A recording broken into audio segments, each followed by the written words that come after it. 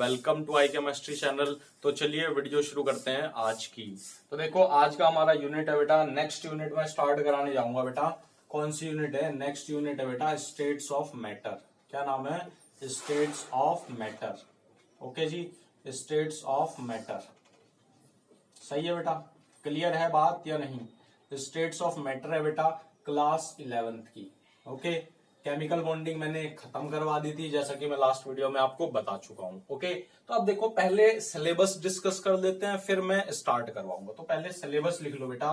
Syllabus क्या है बेटा? सिलेबस देखो हमें बेसिकली पढ़ना क्या है इसमें बेटा? क्या पढ़ना है? इंट्रोडक्शन पढ़ना है। सही है बेटा बात? ओके ठीक है, कि पढ़ते क्यों है, समझ रहे हो बात? फिर दूसरे में क्या पढ़ना है बेटा? हमें इंटरमोलिकुलर फोर्सेस पढ़ने हैं। क्या पढ़ने हैं बेटा? Intermolecular forces. Intermolecular forces, intermolecular forces पढ़ने हैं हमें। ओके बेटा जी, इंटरमोलिकुलर फोर्सेस में क्या पढ़ोगे बेटा आप? इंटरमोलिकुलर फोर्सेस में आप क्या पढ़ोगे? वॉन फोर्स पढ़ोगे, वॉन फोर्स पढ़ोगे। ठीक है जी, वॉन फोर्सेस में क्या पढ़ोगे बेटा? कौन कौन से पढ़ोगे जी? लंदन फोर्सेस पढ़ोगे, लंदन फोर्सेस पढ़ोगे। सही है बेटा? और क्या पढ़ोगे जी? लंदन फोर्सेस के बाद डाइपोल डाइपोल पढ़ोगे, डाइपोल डाइपोल पढ़ोगे जी। समझ रहे हो बात? ठीक है, थर्ड कौन सा पढ़ोगे जी इसमें? डाइपोल इंड्यूस्ड पढ़ोगे। ठीक है, डाइपोल इंड्यूस्ड। ओके बेटा, फिर क्या पढ़ोगे आप? फिर क्या पढ़ोगे बेटा जी? हाइड्रोजन बॉन्ड, जो कि मैं लास्ट टाइम भी बता चुका हूँ, डिटेल में नहीं बताऊंगा। ठीक हो गया, क्योंकि लास्ट वीडियो में लास्ट वाला चैप्टर में मैं बता चुका हूँ केमिकल बॉन्डिंग में। फिर उसके बाद क्या पढ़ोगे बेटा आप? गैसियस लॉ पढ़ोगे, गैसेस लॉ पढ़ोगे। ठीक है, समझ रहे हो? लेटेस्ट सीबीएसई के पैटर्न के अनुसार पढ़ेंगे बेटा हम। गैसेस लॉ में कौन कौन से? Boyle's law. ठीक है बेटा, बॉयल्स लॉ पढ़ोगे, चार्ल्स लॉ पढ़ोगे जी, Charles law. Okay, Charles law, Boyle's law, Gay Lussac's law. Okay, Gay Lussac's law. Okay जी, इतनी बात क्लियर है? समझ रहे हो बात? और क्या पढ़ोगे बेटा? Boyle's law, Charles law, Gay Lussac's law, और क्या पढ़ोगे? रियल गैस पढ़ोगे। सॉरी, क्या पढ़ोगे बेटा? आइडियल गैस इक्वेशन पढ़ोगे। आइडियल गैस इक्वेशन बनती कैसी है? बनते कैसी है? ठीक है, हो गया। पीवी इक्वल्स टू एनआरटी होता है बेटा जी। और लास्ट में क्या पढ़ोगे बेटा? डेविएशन पढ़ोगे, रियल बिहेवियर का, रियल गैसेस का किसके बिहेवियर से, आइडियल गैस से क्या डिफर होता है बेटा। ठीक हो गया, तो deviation of real gas, deviation of real gas का डेविएशन पढ़ोगे, रियल गैस थ्रू किस में बेटा? आइडियल गैस से। सही है, समझ लो बात? ओके जी, बोलो जी यस या नो। आइडियल गैस से उसका बिहेवियर पढ़ोगे। ठीक है, तो देखो बेटा सिलेबस हो गया। एक बार आप फोटो ले सकते हो बेटा, स्क्रीनशॉट ले सकते हो। ओके, ये चीज हमें पढ़नी है स्टेट्स ऑफ मैटर वाली यूनिट में। ठीक है, क्लियर है बात? बोलो रे यस या नो। ठीक है, तो कौन सी यूनिट है? 5th यूनिट है बेटा। ओके, तो देखो अब इसको रब करते हैं, स्टार्ट करते हैं इंट्रोडक्शन से। तो इंट्रोडक्शन बेटा क्या होता है? स्टेट्स ऑफ मैटर, जैसा आप नाम जान रहे हो ना, यूनिट का नाम है स्टेट्स ऑफ मैटर। तो बेसिकली स्टेट्स ऑफ मैटर पे ही हमारा फोकस रहेगा। हम जानते हैं states of matter, solid, liquid, gas. ठीक है, सॉलिड आपने पढ़ी है, क्या होता है भाई? मॉलिक्यूल्स आपस में पास होते हैं, क्लोजली पैक्ड होते हैं। ठीक है, लिक्विड में क्या पढ़ेंगे बेटा? लिक्विड में क्या होता है? और मॉलिक्यूल्स थोड़े दूर दूर होते हैं। ठीक हो गया, और गैसेस में क्या होता है? मॉलिक्यूल्स बहुत बहुत पास पास होते हैं। तो बेसिकली हम गैस का ही फिनोमिना पढ़ेंगे इस वाली यूनिट्स में। ठीक हो गया, और देखो ये हमारा इंट्रोडक्शन पार्ट हो गया। ठीक है, तो बेसिकली जो स्टेट्स ऑफ मैटर की जो स्टेट्स है ना, उनके बारे में हम डेप्थ में स्टडी करेंगे कि स्टेट्स ऑफ मैटर की क्यों हुई भाई, गैस क्या हुआ, गैस लॉ क्या हुआ। ठीक है ना, समझ रहे हो बात? ओके, तो इसको रब करते हैं, स्टार्ट करता हूं बेटा मैं पहले टॉपिक से। ओके, क्या है बेटा? पहला टॉपिक है हमारा इंटरमोलिकुलर फोर्सेस। ओके, इंटरमोलिकुलर बेटा फोर्सेस। सही है बात?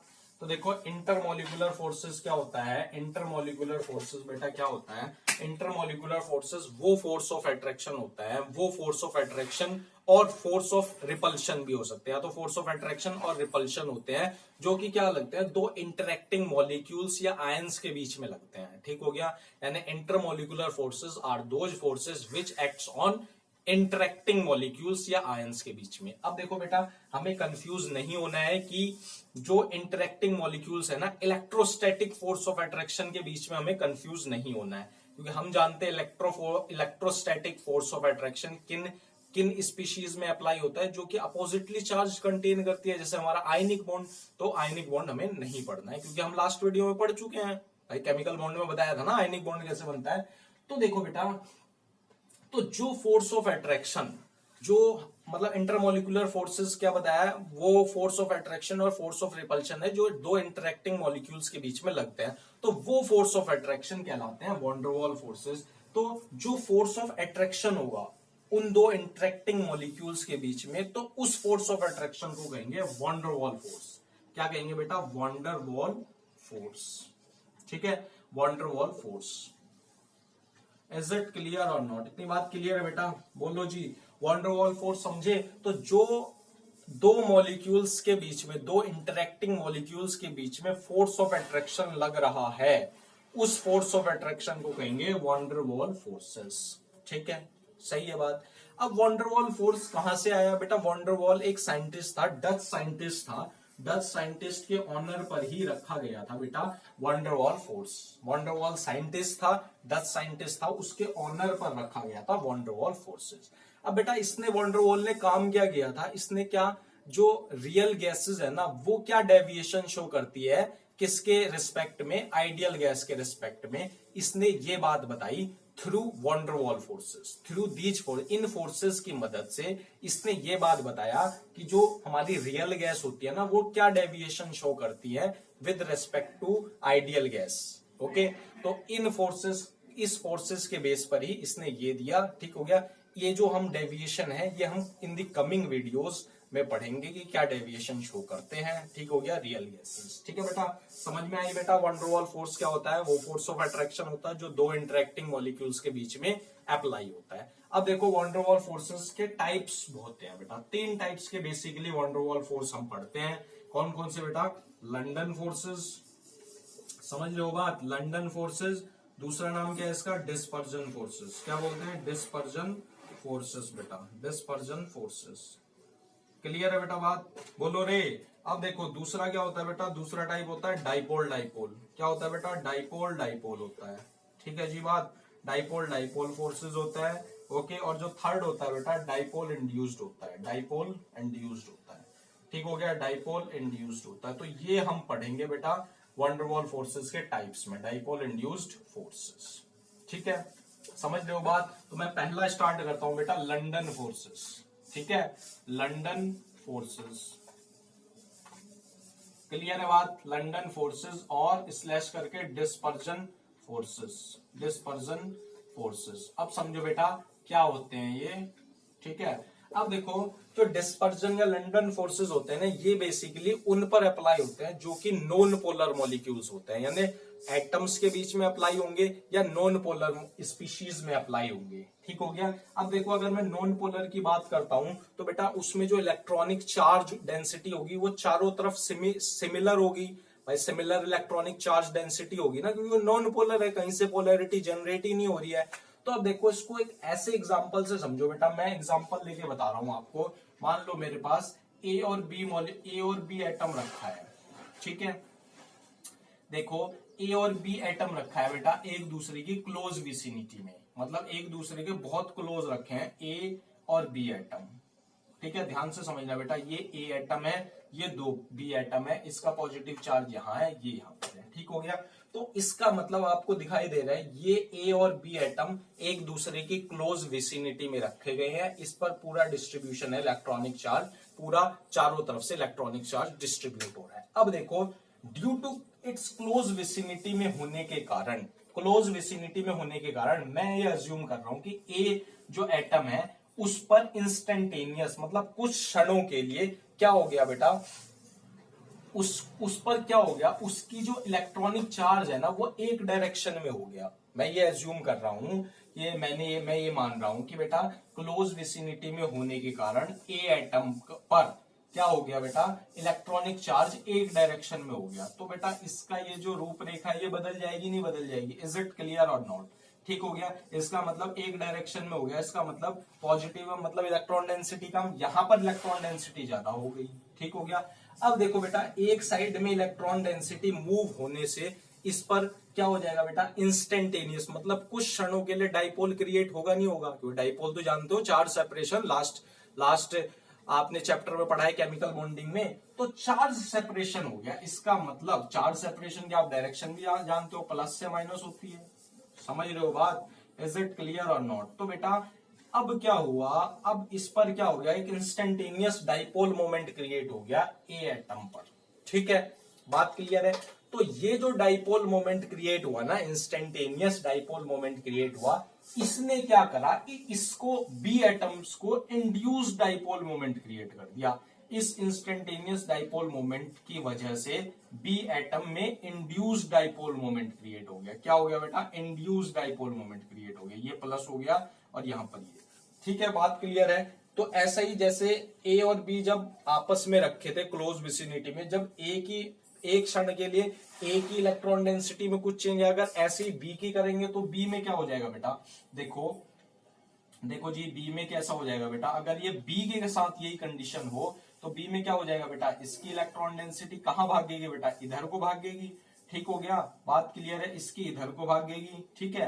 तो यहां पर डाइपोल मोमेंट कैसे जाएगा, इसमें इंस्टेंटेनियस हुआ, इस इंस्टेंटेनियस ने क्या करा, ए को इंड्यूस करके क्या हो गया बेटा, इसमें इंस्टेंटेनियस हो गया, इंस्टेंटेनियस डाइपोल मोमेंट हो गया, और इसमें क्या हो गया बेटा, इंड्यूस डाइपोल मोमेंट क्रिएट हो गया, ठीक है, इंड्यूस डीएम कह दो डाइपोल मोमेंट।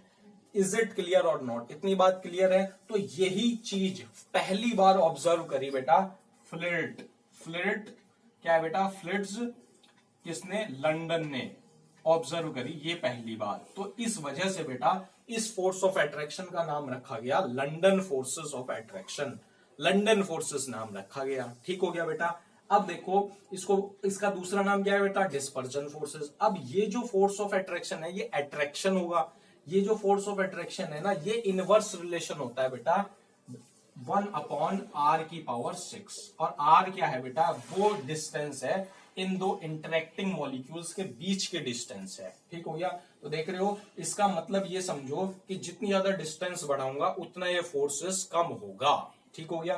तो इससे बात पता लगी, जहां पर डिस्टेंस कम होती है ये फोर्स वहां अप्लाई होता है, ठीक है, बात क्लियर है बेटा, is it clear or not. तो क्या हो गया बेटा, ये जो force of attraction directly proportional हो गया 1/r⁶ के, ठीक हो गया। तो ये लंदन फोर्सेस का एग्जांपल है, इसका एग्जांपल देख लो, H2 मॉलिक्यूल्स हो गया, जितने भी क्या होंगे नॉन पोलर मॉलिक्यूल्स होंगे और जिनके बीच की डिस्टेंस कम होगी वहां पर ये फोर्स ऑफ अट्रैक्शन अप्लाई होगा। नाम क्या है बेटा, लंदन फोर्सेस और डिस्पर्जन फोर्सेस, ठीक है, बात क्लियर है बेटा, is it clear or not, इतनी बात क्लियर है। बढ़े अगले वाले फोर्स पर, डाइपोल फोर्सेस पर। तो देखो बेटा डाइपोल फोर्सेस करते हैं, आप इसको रब करते हैं पहले, ठीक है।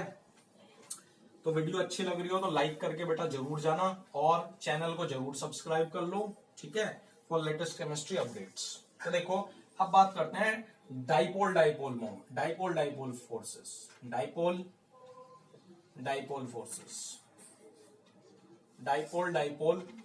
फोर्सेस ऑफ अट्रैक्शन, सही है जी, बोलो जी, डाइपोल फोर्सेस ऑफ अट्रैक्शन।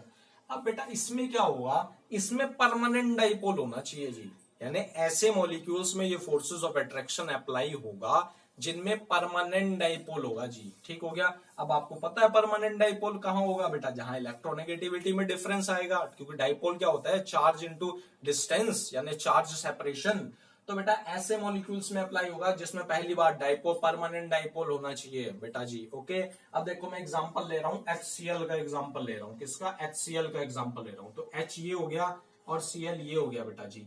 अब देखो जिसकी जितनी ज्यादा इलेक्ट्रोनेगेटिविटी वो चार्ज इलेक्ट्रॉन्स डेंसिटी अपनी तरफ ले लेगा जी, तो अपनी तरफ लेता है तो एक ग्रीक डेल्टा साइन होता है, ग्रीक वर्ड होता है जिसको डेल्टा से रिप्रेजेंट करते हैं बेटा जी। तो देखो क्लोरीन की इलेक्ट्रोनेगेटिविटी बोलो जी 3.0, हाइड्रोजन की 2.1, तो ये इलेक्ट्रॉन डेंसिटी अपने पास ले लेगा, तो इस वजह से नेगेटिव चार्ज पॉजिटिव चार्ज, ठीक हो गया। अब बेटा आपको कंफ्यूज नहीं होना है, जो डेल्टा नेगेटिव है ये चार्ज कभी भी, जो इलेक्ट्रॉन का चार्ज होता है ना, वो तो जानते हो 1.6 इंटू 10⁻⁻⁻19 कूलम से ज्यादा नहीं हो सकता, सही है बात, बोलो रे यस या नो, ठीक है। तो इस वजह से बेटा क्या हुआ इसने इलेक्ट्रॉन डेंसिटी को अपनी तरफ ले लिया, तो यहां पर क्या हो गया, डाइपोल मोमेंट क्रिएट हो गया। अब ये डाइपोल मोमेंट दूसरे मॉलिक्यूल के साथ क्या करेगा, इंटरेक्शन करेगा, अट्रैक्ट करके क्या क्या कॉज करेगा बेटा, dipole dipole forces of attraction cause करेगा। तो कैसे बनाएंगे बेटा जी, बोलो रे, ये देखो देखो, ये हो गया H, ये हो गया Cl, बोलो रे, ये H, ये क्या हो गया Cl, ठीक है। तो ये डेल्टा नेगेटिव, ये डेल्टा पॉजिटिव, ये डेल्टा पॉजिटिव, ये डेल्टा नेगेटिव। तो देखो बेटा फोर्स ऑफ अट्रैक्शन दिखाई दिया, तो ये कौन सा फोर्स ऑफ अट्रैक्शन हो गया, डीएम डीएम। डीएम क्या हो गया, dipole dipole moment. DP DP लिख दो, DP DP, dipole dipole forces of attraction, ठीक है, फोर्सेस हो गई।